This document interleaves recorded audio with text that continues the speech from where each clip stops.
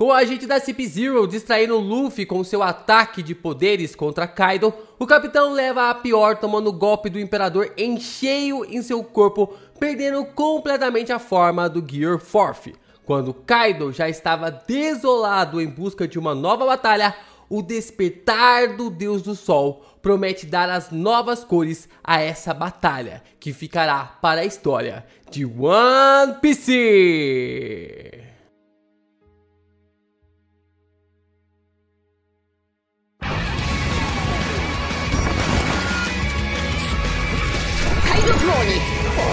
Yo, Geeks, aqui é o LP e vocês estão no canal do Geek Brasil. Fiquem ligados porque esse vídeo contém spoilers do capítulo 1043 de One Piece. Sim, pessoal, vamos então falar sobre o capítulo que teve os spoilers que explodiu a internet essa semana, né? Deu até uma abafada ali em One Punch Man, né? Mas ao mesmo tempo a gente tá aqui pra conversar sobre esse capítulo, muitos detalhes, muitas explicações importantes, então fica comigo até o final, porque tem muita coisa que vai deixar ali você realmente atento e tirar todas as suas dúvidas daquilo que acabou faltando dos spoilers. Então fica comigo até o final do vídeo que eu vou explicar com bastante detalhes todos os hiraganas, os katakanas, os kanjis ali que foram utilizados nessa última página. Logo depois de você deixar o seu like, se inscreve aqui no canal, ajuda a gente aí se inscrevendo, clica no botão vermelho, faz com que o Geek Brasil alcance a meta de 100 mil inscritos até o final do ano e compartilha esse vídeo com seus amigos porque tem muita coisa pra gente falar de One Piece por aqui ainda. Bom, vamos lá, né? Começamos então o capítulo com a história de capa com Broly e o Oven carregando o livro na qual Niji e Yonji estão, ou pelo menos aparenta estar.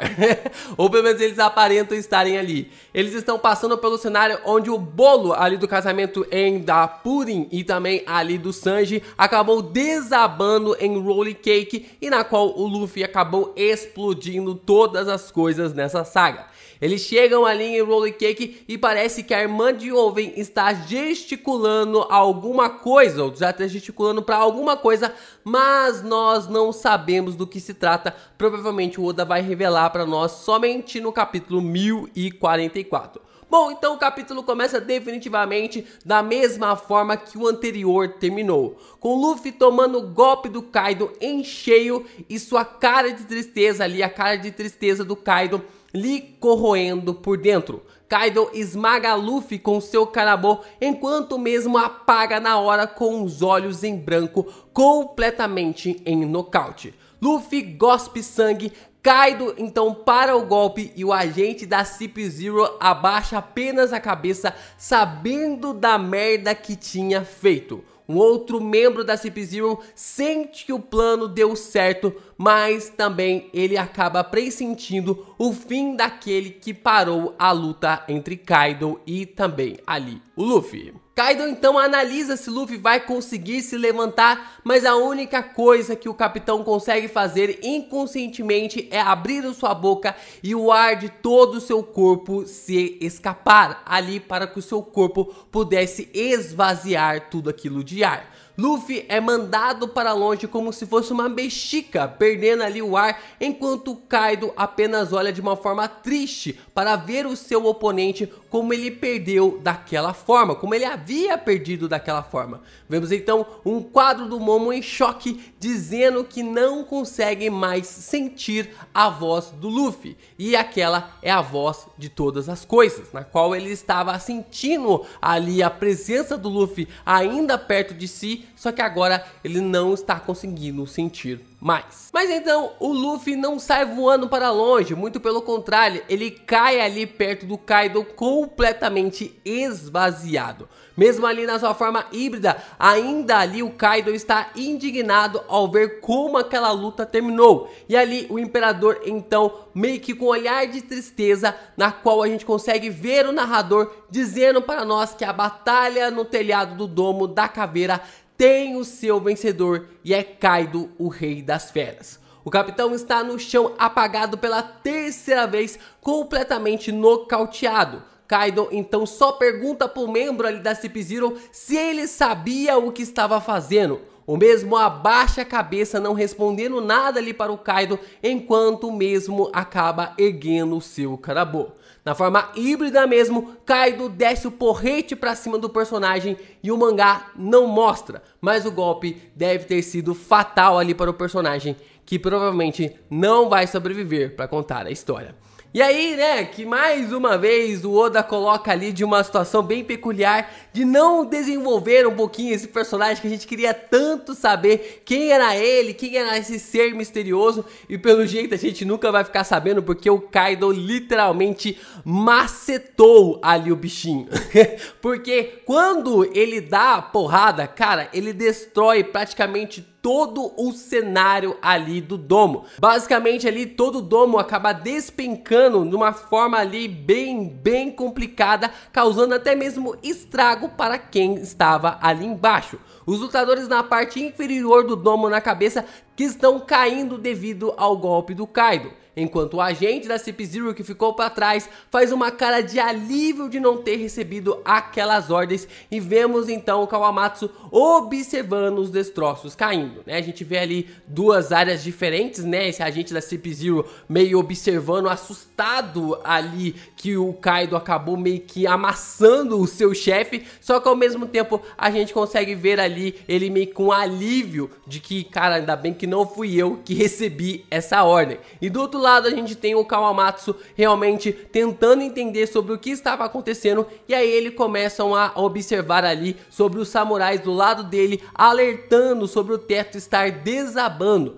mas o samurai parece que está sentindo algo muito pior do que apenas um teto desabando. Kawamatsu diz que ainda existem pessoas dentro do castelo e que eles não podem deixar os outros para trás. Ele continua dizendo que não existe uma forma de sair daquele incêndio enorme que estava rolando ali e que pede para que todos pulem daquele lugar, dizendo que não existe honra em morrer queimado. Mas quando Kawamatsu diz isso com essas palavras, uma explosão vem diretamente do céu em forma de um raio daquilo que a gente conhece como velho e também complicado Boro Breath. Então, em uma página dupla incrível, Kaido surge para jogar toda a esperança da aliança ninja, pirata, samurai, mink totalmente pro ralo.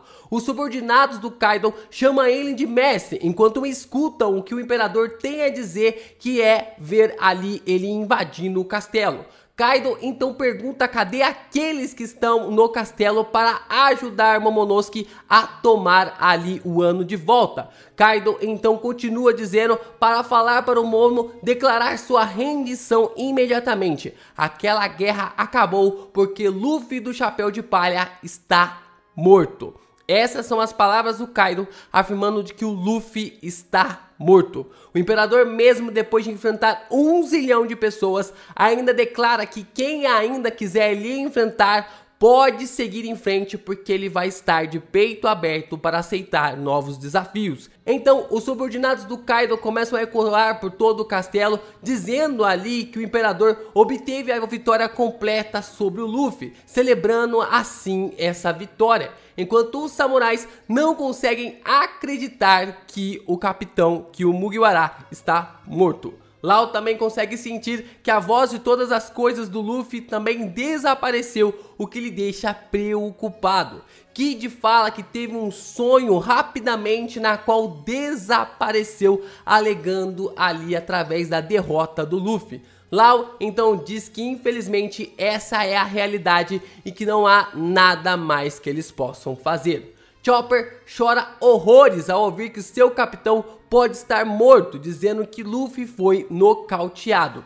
Nami e Tama ficam chocados, enquanto a garota chora com a possibilidade do Luffy estar derrotado. E Nami se recusa a acreditar que Luffy está morto. Ela diz que ele não pode perder e que é impossível que ele esteja morto. Então, no meio daquela confusão, Kaido acaba notando uma pessoa bem peculiar ali da parte de cima, e isso só reforça quando a Nami acaba gritando e dizendo de que ele é um mentiroso. O dragão então dispara um Boro Breath ali pra cima dela, e ela só não é morta porque o Marco entra na frente para defender o golpe, pedindo para ela se afastar. Marco diz para Nami não perder as esperanças até o último homem ser derrotado. Até que o último homem esteja de pé, ainda existe esperança na vitória do Luffy. Kaido então diz que a ilha agora vai pousar na capital das flores como ele planejou, criando assim a maior base de piratas que o mundo já viu, a tão famosa Nova Onigashima. Ele confirma de que não é tão ingênuo como Orochi e que seu plano não tem como falhar. Kaido continua dizendo que Wano é uma enorme fábrica de armas na qual ele poderá fazer o que quiser com o país. O imperador diz então que não importa quem viva naquele lugar, pode ser uma mulher, pode ser uma criança, pode ser um idoso, todos vão se tornar escravos. Ele argumenta que quando a pessoa estiver cansada de trabalhar, basta ela morrer que o seu sofrimento será cessado. Kaido então diz que será para o resto da vida de todos daqueles que decidiram se rebelar contra ele. Ele diz ali em troca por terem se revoltado contra ele, todos agora da ilha receberão a sua ira. E concluindo seu pensamento da conversa com Luffy no capítulo passado, Kaido então afirma que essas são as consequências do que é ser um derrotado. Então, por causa dessa conversa que ele teve com o Luffy, nessa conclusão, dizendo de quem é que vence, acaba decidindo ali o futuro das pessoas, ou tudo quanto é tipo de coisa, por causa da derrota do Luffy, todos que se rebelaram contra o Kaido serão agora seus escravos. E aí a gente tem uma boa conclusão dessa conversa na qual ele teve com o Luffy no capítulo 1042. Kaido então fala que o preço que eles iriam pagar pela sua vitória é o direito pela liberdade e a esperança. Os samurais entram em desespero pedindo para que Kaido poupe os seus filhos e suas esposas, que eles não têm nada a ver com essa guerra. Em um quadro incrível em toda a sua forma dracônica, Kaido diz que vai permanecer lutando com todos ali até que entreguem Momo para ele. Olha, ontem no Professor de Ohara, alguém me fez uma pergunta sobre o que eu achava sobre o Kaido, né? De que qual seria o futuro dele depois dessa batalha. E eu fiquei pensando, e até aquele momento, pelo menos até esse capítulo, esse discurso do Kaido, eu acreditava que ele ainda teria alguma solução.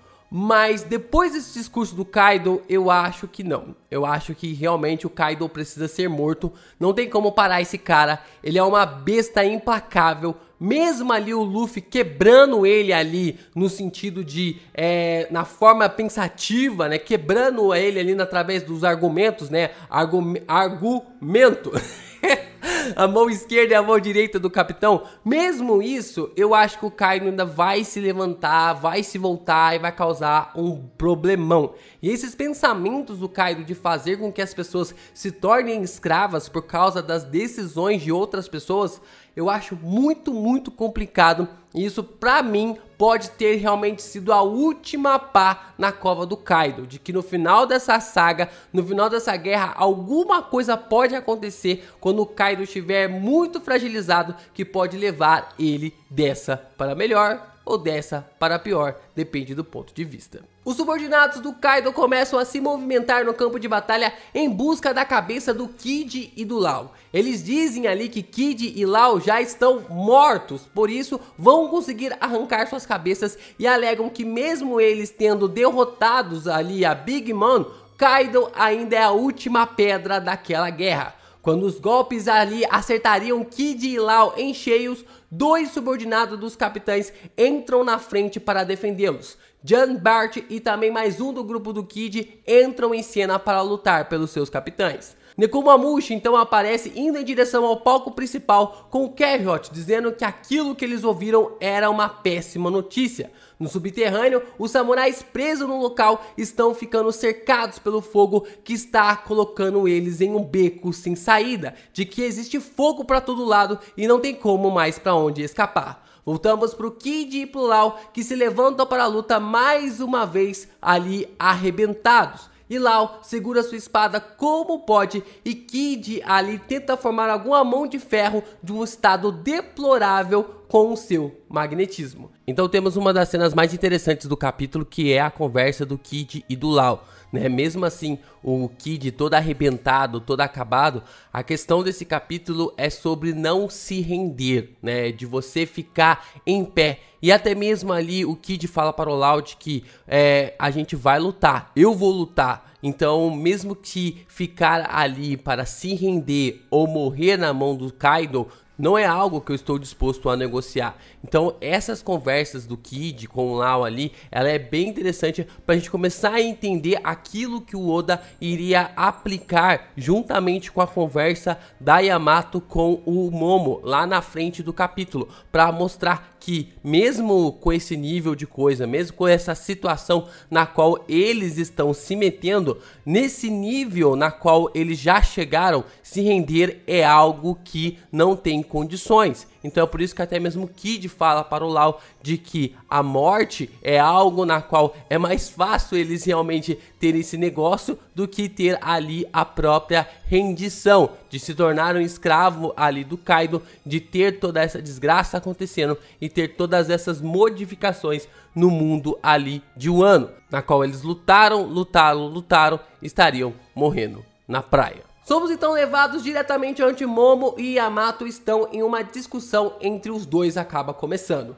Yamato grita com Momo para ele não fazer nada precipitado e que o poder do oponente do Luffy chega a ser no nível de quase imbatível. A filha do Kaido alega pro Momo que eles precisam lutar até a morte porque é isso que um samurai faz. Yamato continua dizendo que os únicos que podem fazer isso são eles, e até mesmo eles estão caindo aos pedaços. A filha do Kaido também alega que Kaido está com muitas feridas, que se eles perderem essa oportunidade, nunca mais vão conseguir vencê-lo. O Momo acaba retrucando, dizendo que se eles continuarem, vai ter apenas mais mortes. E se o Luffy realmente perdeu, ele diz que eles precisam se render, pedindo ali desculpas para Yamato, porque se ele não se render, muitas outras pessoas morrerão. Yamato então confronta o Momo dizendo que ela não vai permitir isso, que ele vai fazer o que com uma rendição? Voltar a ser escravo novamente, esperando o dia da sua morte por exaustão?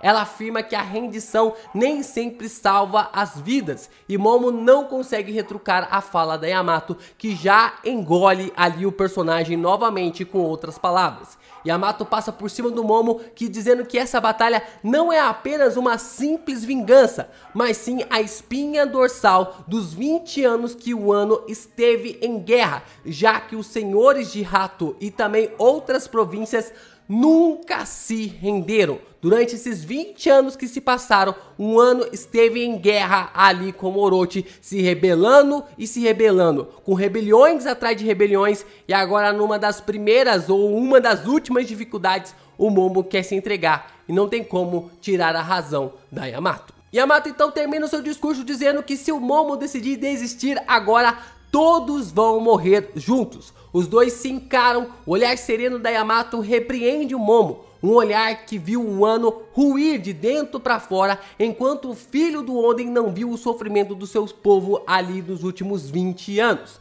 Vemos então um quadro com o Boro Breath do Kaido explodindo tudo no palco principal, dizimando as forças rebeldes restantes. Somos levados até o topo do domo, onde Luffy está totalmente apagado, mas diferente ali de quando estava nocauteado, seus olhos estão completamente escuros agora, o que faz realmente acreditar que ele esteja à beira da morte. Vemos então um quadro muito importantíssimo de Zunisha chamando por Momonosuke, dizendo que pode ouvi-lo. E aqui, meus amigos, é aqui que começa a grande explosão de cabeça, porque foi um bafafá, foi uma confusão generalizada essa semana por causa dessa bendita fala do Zunisha, que começa falando ali para o Momo de que agora pode ouvi-lo. Zunisha diz que sentiu muita falta dessa pessoa, e o Momo pergunta sobre o que está acontecendo, do que ele está falando. O elefante gigante continua dizendo que está ouvindo os tambores da libertação. Zunisha continua dizendo para o Momo que é a primeira vez em 800 anos que ele escuta aquilo, e o garoto deve estar ouvindo também. Momo então fica ansioso pela fala do Zunisha e o elefante sabe muito bem deixar alguém ansioso, porque até eu que tava lendo o capítulo tava ansioso logo pro Zunisha falar. Vai, elefante, desembucha! Então Zunisha diz que depois desses 800 anos voltou a sentir Joy Boy mais uma vez. E agora que vem a explicação que deixou todo mundo confuso no final dos spoilers do capítulo 1043, sobre ser Luffy falando ou Joy Boy falando. É nenhum e nem outro. Quem está falando ali é o Zunisha, ele está narrando o que ele está sentindo. E os kanjis e os ideogramas usados que estão na tela vão explicar para vocês que não é eu estou de volta, mas sim Joy Boy voltou. Bom, a gente tem primeiro ali um kanji, o ki, que significa retornar, voltar. Alguém que foi e agora está voltando para o seu trajeto anterior. Nós também temos outro kanji, ki, é impressionante como tem os mesmos sons, que significa alguém que está chegando, veio de algum lugar, né? Tem essa diferença entre significa ali retornar ali ou até mesmo chegar. E esses dois kanjis são importantes pra gente entender que o Luffy está chegando ao nível do Joy Boy. E assim o poder do Joy Boy está retornando ao mundo. O termo completo traduzido fica como ele voltou, ou seja, Joy Boy voltou. E isso é preocupante? Não. Isso não é preocupante, porque a questão usada aqui pelo Oda é que o Joy Boy parece ser realmente um termo, como algo de um patamar na qual o Luffy atingiu. Estilo ali o nível santo de Black Clover, sabe? Quando você atinge um nível, atinge um estágio, né? Acho que a palavra mais certa seria um estágio. Joy Boy é como se fosse um estágio ali na qual o Luffy atingiu. Não que ele seja possuído pelo Joy Boy. É como se o Luffy estivesse a atingir o mesmo nível de poder que o Joy Boy de 800 anos havia conseguido. Não se trata de uma reencarnação ou de uma possessão, mas sim de algo como uma aura ou hack que o Luffy chegou no mesmo nível que o Joy Boy teve em 800 anos. Então no quadro final, vemos um Luffy com um sorriso de ponta a ponta, onde toda a sua pele e cabelo parecem que começaram a derreter. Quando Luffy abre o sorriso, uma onomatopeia de Nika aparece ao lado esquerdo do seu rosto, escrito em hiragana, mostrando que ele abriu um sorriso, identificando para nós na qual ele havia realmente aberto um sorriso alegre, feliz, contente, não um sorriso sarcástico. E o capítulo termina com o editor falando para nós que aquele garoto do chapéu de palha estava rindo sozinho. E temos notícias terríveis, porque semana que vem nós não temos capítulo e assim o 1043 chega ao seu fim.